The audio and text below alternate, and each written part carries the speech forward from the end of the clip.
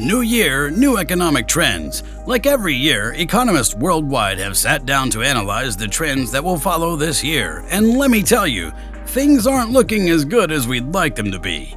Now, don't get me wrong, we aren't headed toward another Great Depression. Yeah, history won't be repeating itself. But hey, things aren't looking that optimistic either. But this year can be a make-or-break year for the global economy. So here's what you should expect from 2024.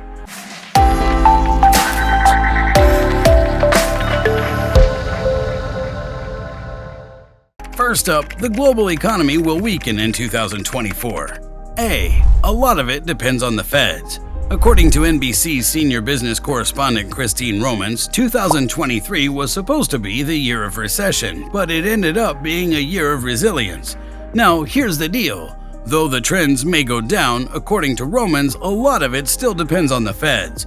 But that's not all. We've got more than just the Feds on our plate. B.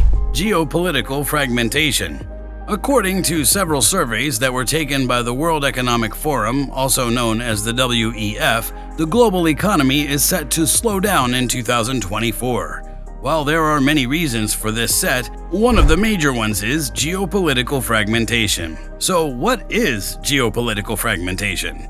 Well, in easy words, geopolitical fragmentation is just a fancy word to say that the global leaders aren't getting along that well.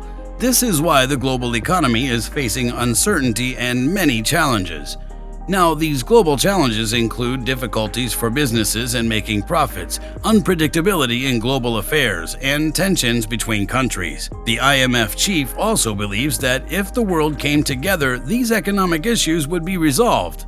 To understand their perspectives, the WEF consulted with 30 chief economists between November and December of 2023.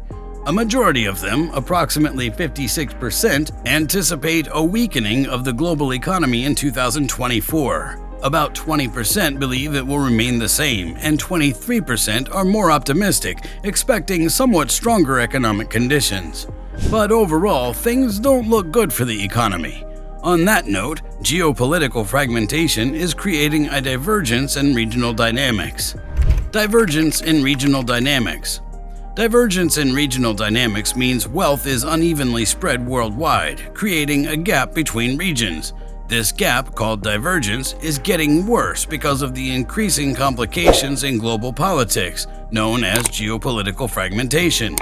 In simpler terms, some places are getting richer while others are falling behind, and political issues are making this gap even bigger. To better understand this phenomenon, let's look at this Gini coefficient table.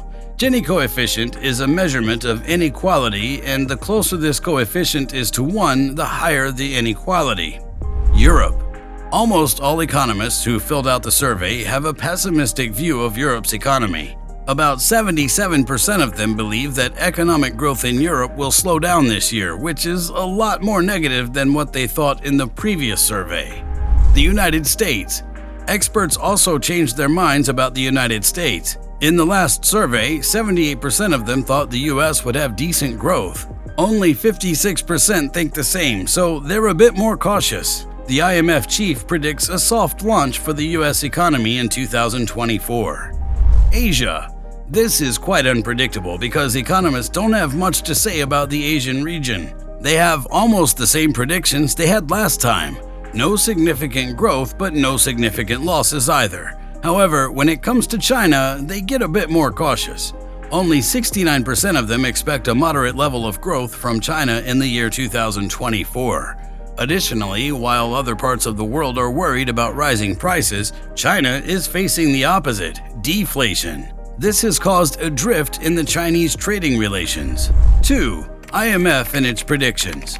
The International Monetary Fund, or IMF, predicts that the world's economy will grow slightly less in 2024, around 2.9% compared to 3% last year.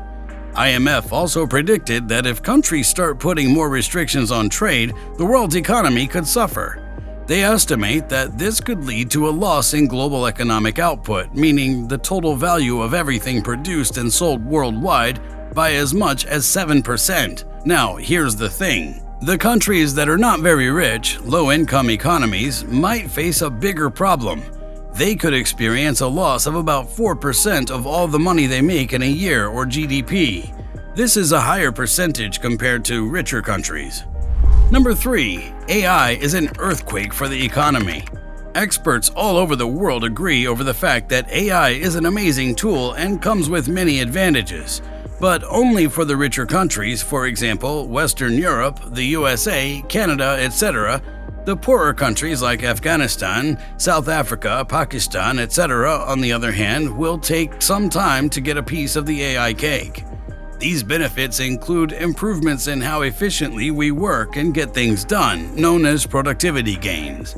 Importantly, nobody interviewed believes that these productivity benefits will never happen, indicating a widespread expectation that AI will significantly impact the global economy. AI may play a huge role in geoeconomic fragmentation. About 3/4 of the experts expect AI to speed up innovation in wealthier countries this year. However, the progress in adopting these technologies might be slower in poorer countries. This could result in a growing gap between rich and poor nations in terms of economic and technological development. So, in simpler words, or shall I say in Dalio's words, there is pessimism, but we've got great technology as well. AI misinformation. During the release of the WEF report for the 2024 global economy, AI misinformation was highlighted as one of the biggest issues that may disrupt economies. The higher-ups are worried about the alteration of public opinion using AI tools like GPT, which is something that we've been observing for almost the past year and a half. Number 4. Global growth is projected to be low for the 3rd year in a row. The global economy is expected to grow more slowly for the 3rd consecutive year, from 2.6% last year to 2.4% in 2024. Developing countries are predicted to grow by only 3.9%, over 1 percentage point less than the previous decade's average. Despite hopes for improvement, low-income countries are anticipated to grow by 5.5%, not as strong as we thought.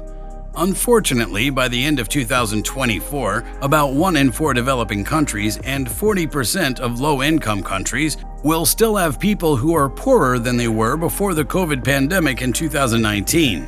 On the other hand, in advanced economies, growth is expected to slow down from 1.5% in 2023 to 1.2% this year.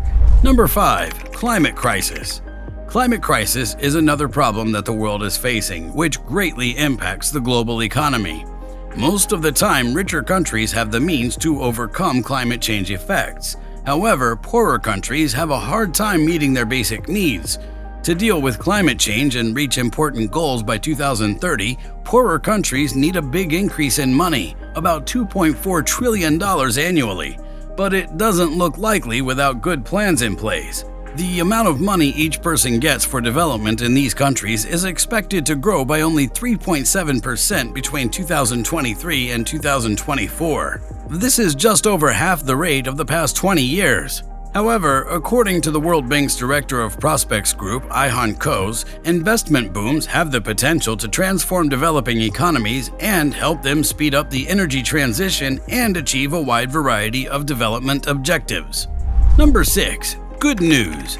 But there's some good news as well. While economists are going crazy over the numbers dropping, there's a high chance that there will be a halt to inflation. Not a halt per se, but it will slow down. The labor market and financial conditions are also expected to loosen up.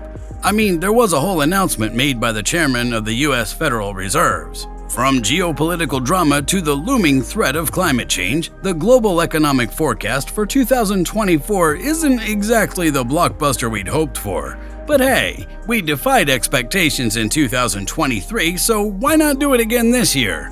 What's your take on the economic situation in 2024? Drop your predictions in the comments below. Don't forget to give this video a thumbs up and subscribe to our channel for more videos like this. See you in the next one, folks.